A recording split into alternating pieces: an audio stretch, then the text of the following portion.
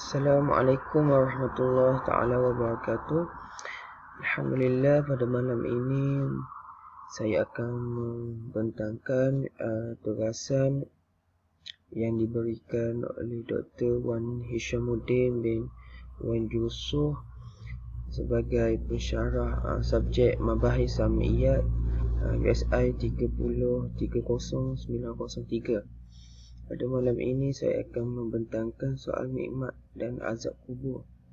Sebelum itu saya ingin memperkenalkan diri. Nama saya Ahmad Zamir bin Sulaiman, 050231 dari ISM Usuluddin dengan kepujian semestinya.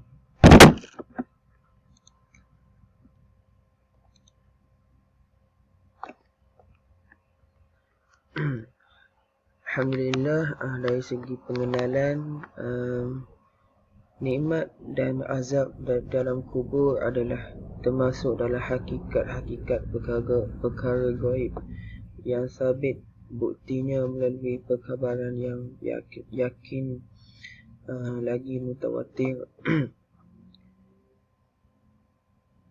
Antara nikmat kubur yang dinyatakan terus dari sumber Al-Quran dan Hadis, antaranya ialah kubur yang diterangi cahaya dan dilapangkan. Dalam sebuah hadis yang diriwayatkan daripada Abu Hurairah sallallahu alaihi wasallam bersabda yang bermaksud, apabila mayat atau seorang daripada kamu telah dikuburkan, datanglah kepadanya dua malaikat hitam kebiru-biruan. Seorang daripada keduanya dikenali dengan malaikat Munkar dan seorang lagi dikenali malaikat Nakir. Maka kedua berkata, apakah yang hendak engkau katakan mengenai lelaki ini? Dia berkata, dialah hamba Allah dan utusannya. Aku bersaksi bahawa tiada Tuhan yang layak disembah melainkan Allah, dan aku bersaksi bahawa Muhammad itu adalah hamba dan utusannya. Keduanya berkata, sungguh kami telah tahu bahawa engkau akan mengatakan sedemikian. Kemudian dilapangkan baginya di dalam kubur sepanjang 70 hasta kali. Kemudian diberi cahaya baginya di dalamnya. Kemudian dikatakan kepadanya, tidurlah engkau. Hadis riwayat At-Tirmizi dan Ibn Hibban. Maksud hadis ini, kubur akan diterangi cahaya yang dilapangkan kepada hamba-hamba yang mempunyai kalimah syahadah. Yang kedua, antara nikmat kubur, setiap pagi dan petang akan diperlihatkan kepadanya kedudukan tempatnya di syurga.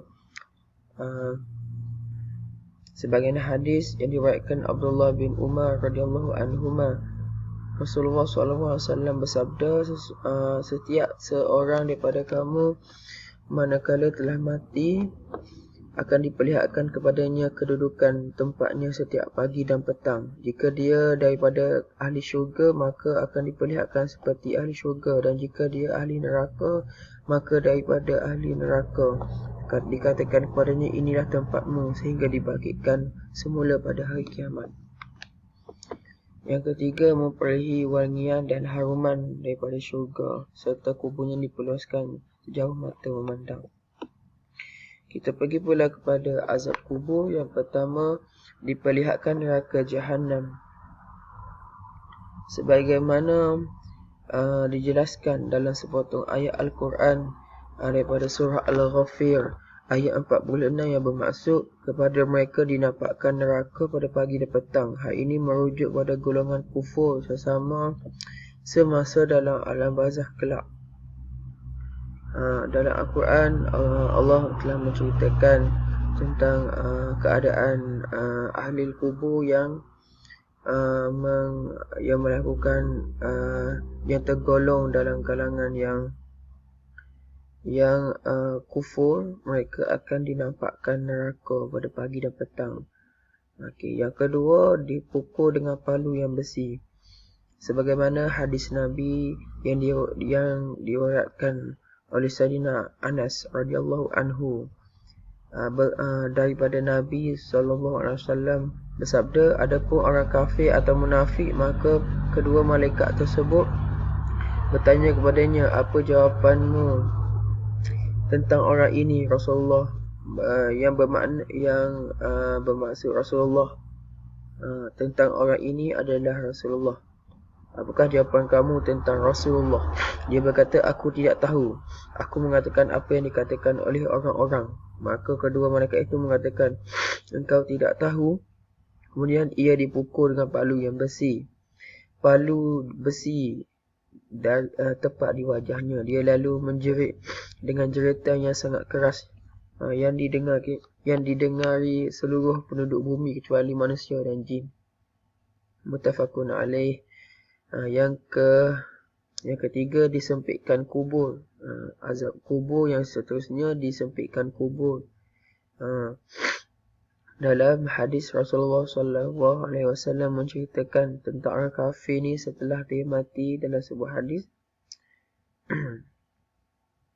dia akan diseksa dengan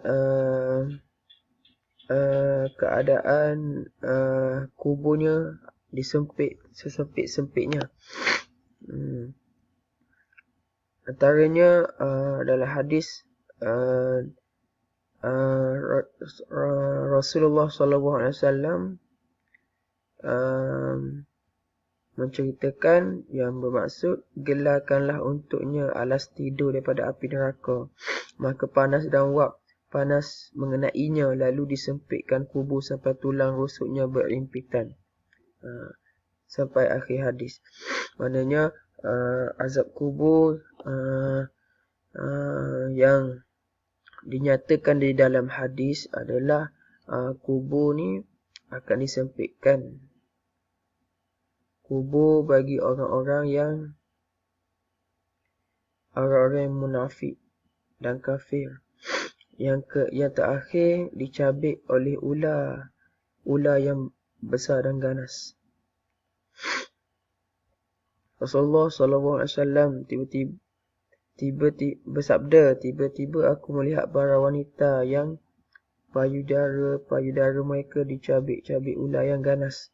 Maka aku bertanya, kenapa mereka? Menjawab, kenapa mereka? Mereka menjawab, mereka adalah para wanita yang tidak menyusui anak-anak tanpa alasan syar'i.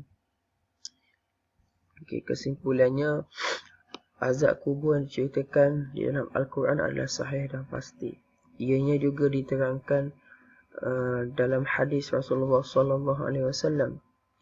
Dan baginda juga menyarankan kita sebagai umatnya, dan baginda sendiri telah bertindak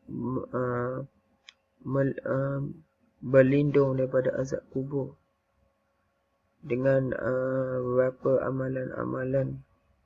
Antaranya, Nabi Muhammad SAW mengajak kita untuk meningkatkan ketakwaan pada Allah SWT dan menjauhi larangannya agar kita sama-sama terhindar daripada azab kubur. Sekian sahaja daripada saya. Assalamualaikum warahmatullahi wabarakatuh.